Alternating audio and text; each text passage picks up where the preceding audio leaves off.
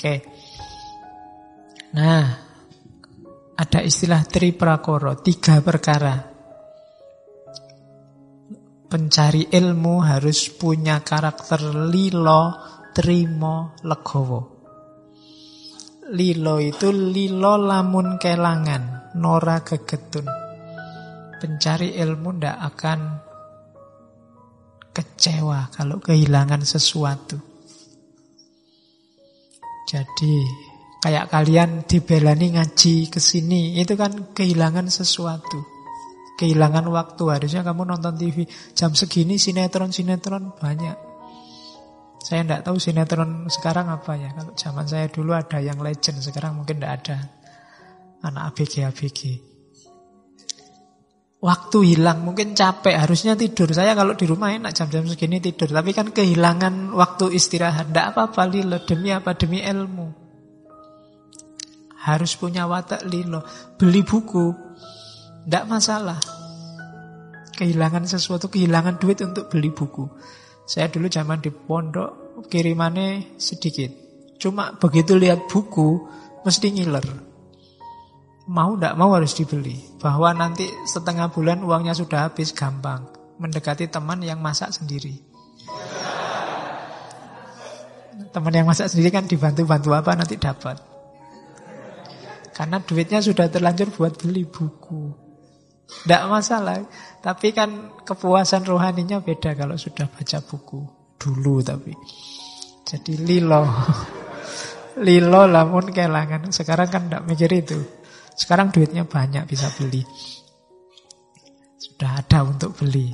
Biasanya yang dikorbankan waktu sama tenaga. Capeknya nyari, belinya bisa, nyari waktu bacanya yang susah sekarang.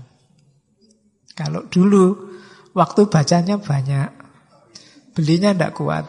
Zaman dulu di seberangnya UIN itu ada toko buku Gunung Agung. Itu saya termasuk mahasiswa tidak gaul. Karena kalau ada waktu kosong, mesti nongkrong di buku itu. Dan zaman dulu toko buku tidak kayak sekarang. Sekarang semua buku kan diplastiki. Jadi kamu tidak bisa baca. Meskipun diam-diam kadang mbok suwek dhewe terus mbok waca. Ya, untuk lihat isinya. Kalau dulu bisa berjam-jam di toko buku. Kadang mulai jam 8, kuliah jam pertama, jam setengah 9, sampai jam setengah 1 di situ. Lumayan. Surganya pencari ilmu itu toko buku yang bisa dibaca di tempat. Ya, jadi rela. Tetap ada yang harus dikorbankan. Nggak boleh cari enaknya saja. Pasti ada yang harus dikorbankan. Kalau nggak lilo, ya nggak jadi mencari ilmu. Terus trimo lamun ketaman seserik sameng dumadi. Jadi sabar, trimo. Kalau dapat perlakuan yang menyakitkan hati, pasti. Ketika kita menempuh jalur khusus yang berbeda dengan orang lain, pasti nanti ada perlakuan-perlakuan yang menyakitkan hati kita atau tidak cocok sama kita. Harus trimo. Bahasa Arabnya ridho. Terimalah kalau ada orang tidak cocok sama kalian. Dan yang terakhir legowo. Ikhlas, menyerahkan diri pada Tuhan. Karakter utama seorang pencari ilmu itu 3. Lilo, trimo, legowo. Kalau kalian punya 3 karakter ini, hidupmu akan tentram. Yang membuat hidup kita sumpek adalah kita suka tidak rela kalau kehilangan sesuatu. Kita tidak terima kalau ditimpa hal-hal yang kita tidak suka. Dan kita tidak legowo, tidak rela atas kisah hidup kita, jalan hidup kita. Kita komplain dan mengeluh terus pada Tuhan. Jadi Mangkunegara kaping sekawan mengingatkan kita, laku utama kita harus punya 3 nilai ini. Lilo, trimo, dan legowo. Jangan sampai kita jadi orang yang karakternya tak berilmu, orang bodoh. Orang bodoh itu karakternya seperti apa? Guguk karsaning priyangga, menuruti kemauan sendiri. Nora nganggo peparah lamun angling, bila berbicara tanpa dipertimbangkan. Lumuh ing ngaran balilu, tidak mau dianggap bodoh. Uger guru aleman, maunya dipuji-puji.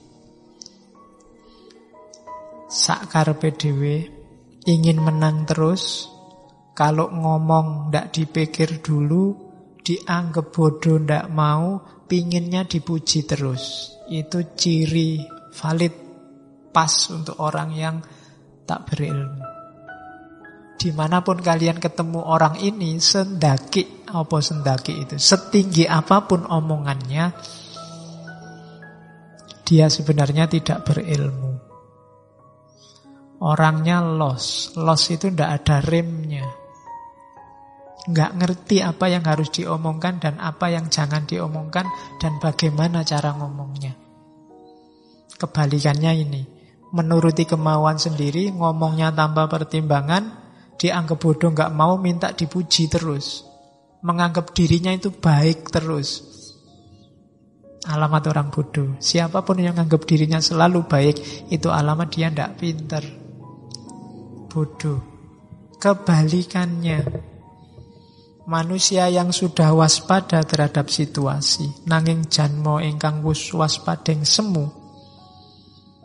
sinamun ing samudana. Kalau ngomong, kalau mengungkapkan sesuatu, itu disamarkan dengan samudana, dengan wajah yang manis, ngomongnya baik, sesadun ing adu manis, prasangkanya selalu baik. Jadi orang yang bisa menguasai dirinya, kalau ndak suka, ndak tiba-tiba ngomong jelek, atau seandainya harus mengingatkan ngomong, dikemas dengan cara yang baik. Samudana itu nyamar, ndak kelihatan. Kadang-kadang yang diingatkan sana, ngomongnya ke sana, biar sini terasa. Itu orang pinter. Jadi bedanya orang pinter dan orang tidak pinter itu, kalau di sini yang pertama-tama cara ngomongnya. Kalau ada orang los ngomong, ndak dipikir dulu. Kalau Mas Mbok ngomongnya dipikir, loh memang gini saya ini, belak-belakan, terang-terangan apa adanya, kan ada yang begitu. Loh kalau semua orang belak-belakan, terang-terangan, bisa buyar dunia ini. Setiap kali ndak suka ngomong, setiap kali ndak cocok ngomong, tawuran mesti. Kenapa? Ya setiap orang isi kepalanya beda-beda. Ndak cocok atau kamu pakai baju batik itu kok nuani koyo. Padahal kan cukup diatur gimana caranya ngomongnya. Seandainya harus diomongkan, atau kalau ndak perlu diomongkan ya ndak usah diomongkan.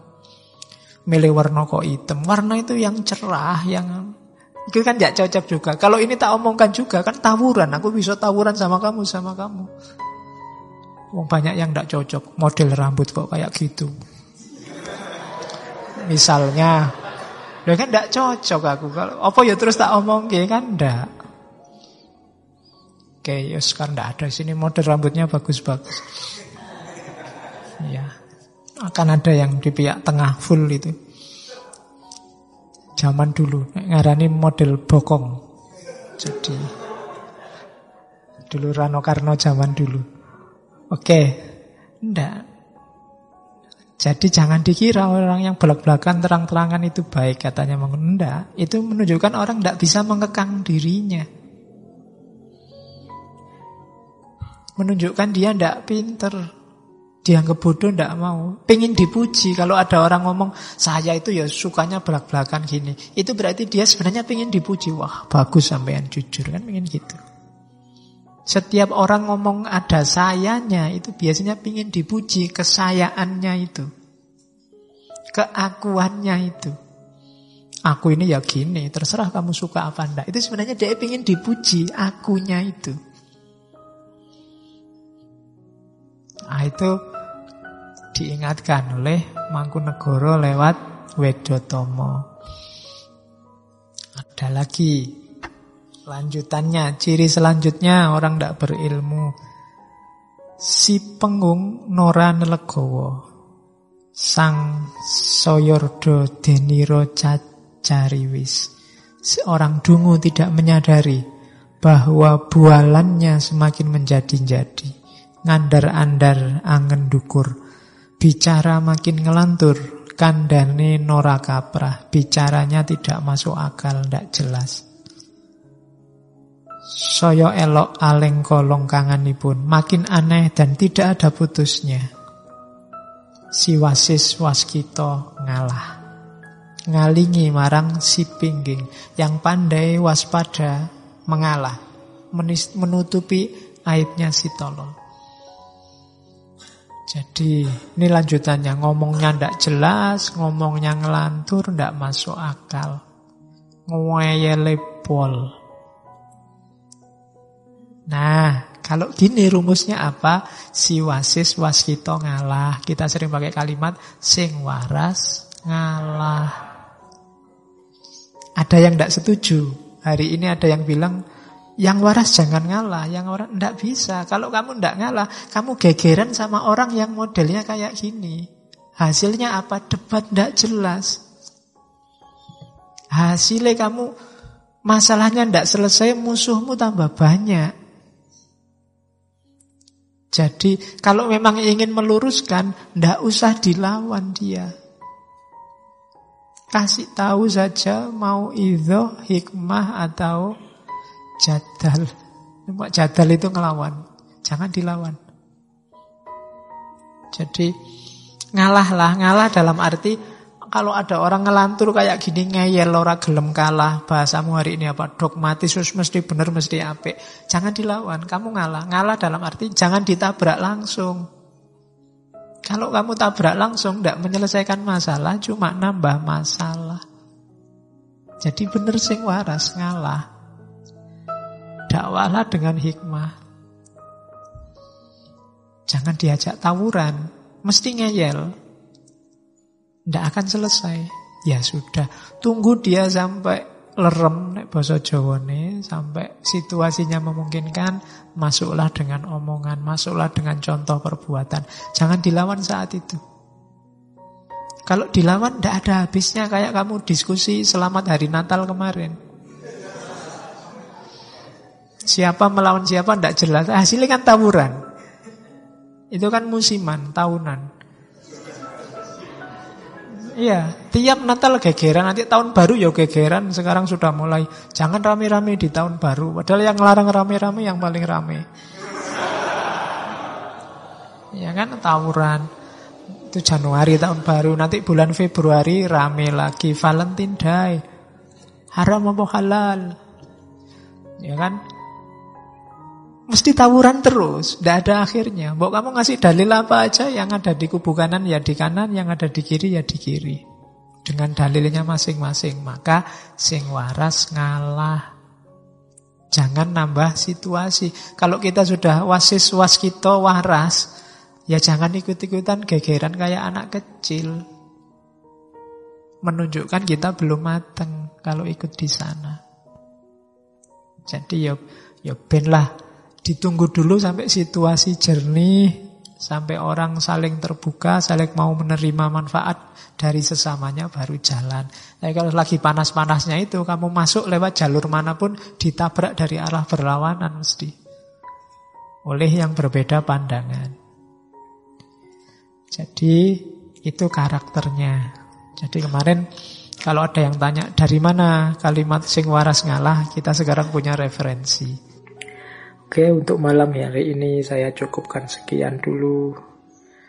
Mohon maaf kalau ada yang kurang berkenan, mungkin 1-2 kekurangan apa, mohon dimaklumi. Kalau ada kekhilafan, kealpaan yang teman-teman ngerti benernya seperti apa, ya silahkan disampaikan.